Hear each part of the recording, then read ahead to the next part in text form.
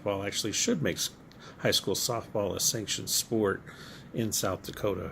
Currently, there are only two states in the entire nation that do not recognize softball as a sanctioned sport, and those are South Dakota and Wyoming.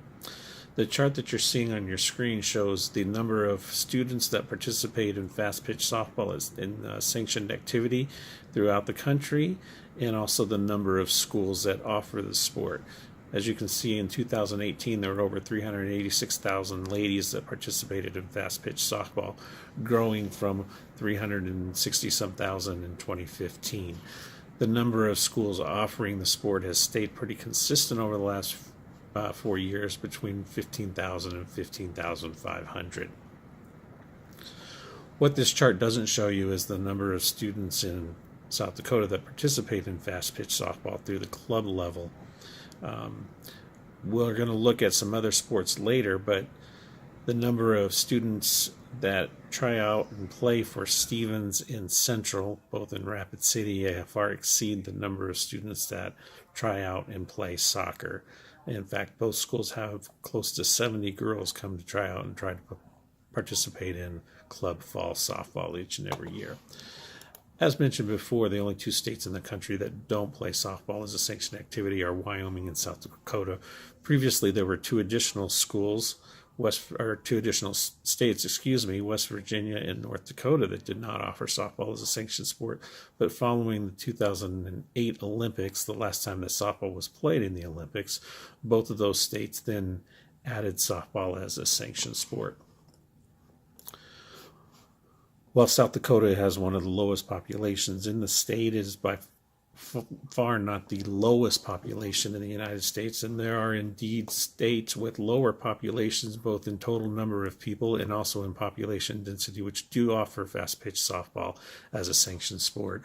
Of course, as mentioned before, Wyoming appears on both of those lists, and they do not, but our closest neighbor in both size and density, North Dakota, offers it, as does Alaska and Montana. So whereas Montana has more people in the state, the actual density is less than South Dakota, so the distances and such traveled will be greater, yet they still manage to offer softball as a sanctioned sport. The sport of softball has been growing and will continue to grow, and here's a chart that shows softball in the blue and its growth compared to soccer in the orange. In South Dakota, soccer was one of the most recently added sanctioned sports for women, being added to the sanctioned activity 2 years ago. And you can see that the growth of softball in blue is actually faster than the growth of soccer in orange. And in fact, this next year, it's anticipated by Fox News and other outlets that the participation rate of high school students playing the sanctioned sport of softball will exceed soccer. And finally, the last reason is there are going to be even more young ladies wanting to and participating in this sport.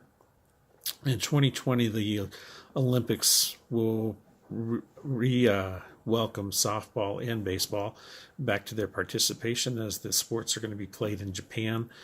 Following the 2008 Olympics, there was a huge influx of young ladies to the sport of softball, and it's anticipated that with the type of media coverage, etc., that now exists, and with the social network, that there will be even more of a saturation, more girls being driven to want to play their game. You might remember, in fact, a young lady named Jenny Finch was pretty much a household name following the Olympics in 2008, and probably for the next 4 or 5 years. And it'll be exciting to see who the next wave of well-recognized women playing softball will be. But we hope that the South Dakota Activities Association will act upon this very soon. Thank you.